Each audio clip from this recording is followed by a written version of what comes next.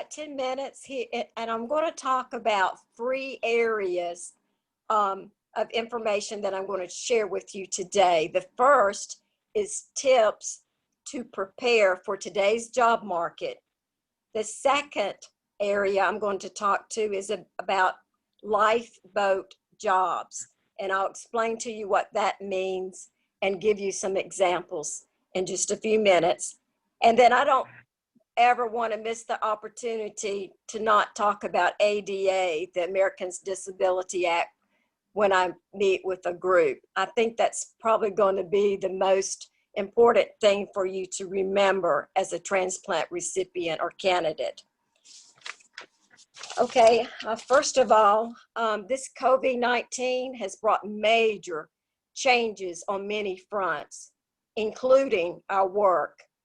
Our friends, colleagues, and even ourselves have experienced furloughs, layoffs, and cutbacks in our hours or pay. If you find yourself in this situation, now is the time to brush up on your job search and your interview techniques and learn new skills. Preparing for when the world reopens may seem simple, but most likely it will not be. Okay, so the first one we're going to mention a tip is learn new skills. Take time to explore any number of free or low-cost online training to improve your skill set. I have a free computer tutorial. It's through GCF Learn Free. If you want a copy of that, I'll be more than glad to share that with you. I find that most of the transplant recipients and candidates need to update their technology skill set. The second tip is build your network. Relationships you formed over time can be a great source for new job opportunities. Network to help you learn of future needs and to become front of mind as these positions become available. Don't neglect your personal contacts and those that you know by your social media. Okay, third tip is to customize your resume. Incorporate key words from each company's job description and requirement. Include recent accomplishments that would resonate with the hiring manager to show that you're good at what you do. I have a JumpStart workshop scheduled for October the 8th, and I talk more about resume writing, how to address those gaps in your employment record. If you want to register for that workshop, I would love to have you. The fourth tip is sign up with a staffing firm. This is very surprising to a lot of my clients, but your quickest path to employment may lie with a staffing firm. These agencies have continued to maintain contact with companies through this pandemic, and they know where the jobs are. If you don't know of a good temporary agency in your living area, please let me know. I'll be more than glad to provide that for you. And just remember, you need to ask for a temp to perm or a direct hire with the temporary agency, and there's no fee for utilizing their services. Number 5, practice your interviewing skills. You'll be applying for jobs in an employee's market. Remember that. It's not the employee, it's the employer's market, where the employer can be choosy about who they hire. So you need to stand out. Rehearse your answers to common interview questions. And remember, many interviews may be conducted now by video conference while this pandemic continues. So if you need practice with your interview online, please let me know, and I'll be more than glad to help you with that. And I do cover more information about virtual interviews in my workshop on October the 8th. Okay, now I'm going to talk about those lifeboat jobs. These are jobs that you can obtain to sustain you during this pandemic. And it can have a pathway to more opportunities with higher salaries. Even in the depths of a recession, the job market does not shut down completely.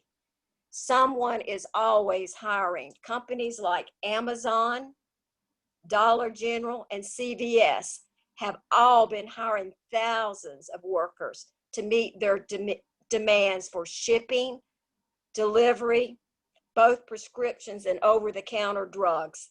Even a pandemic can create some jobs. Okay, I'm just going to give you a quick list of some of the least impacted occupations during this pandemic. It would be shipping and receiving and traffic clerks, drivers, sale workers. I think I heard a couple of y'all mention that you're interested in sales.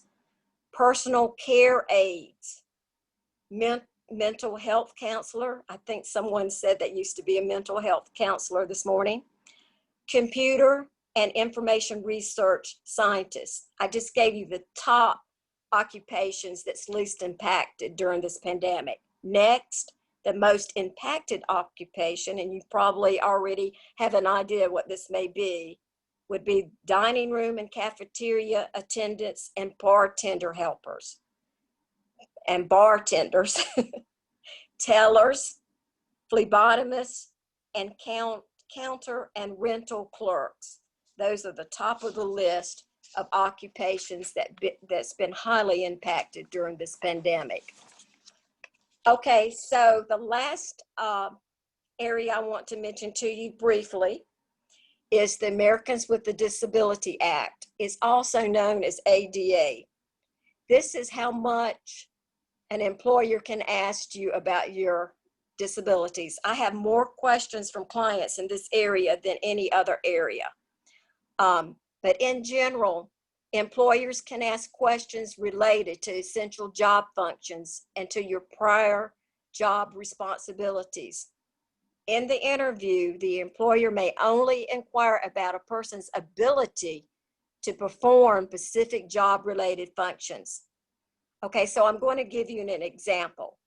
They can ask you if you can perform the job that you're applying for with or without accommodations. That's the trick there, and I'm going to explain that to you more in just a minute.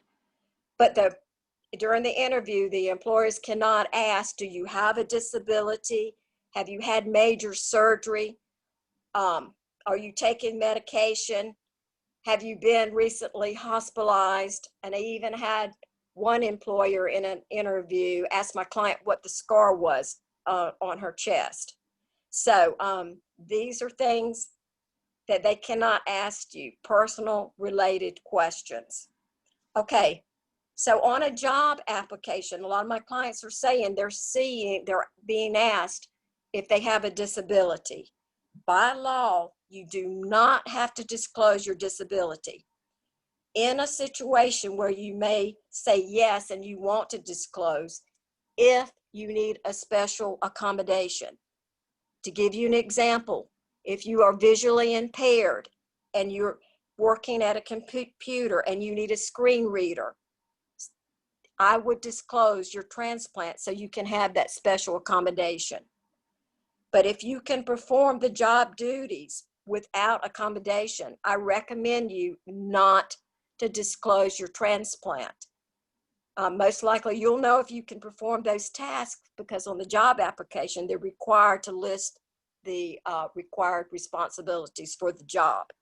So that's my recommendation for you, because I don't want any potential discrimination when you're applying for jobs. Okay, Deb, that's it.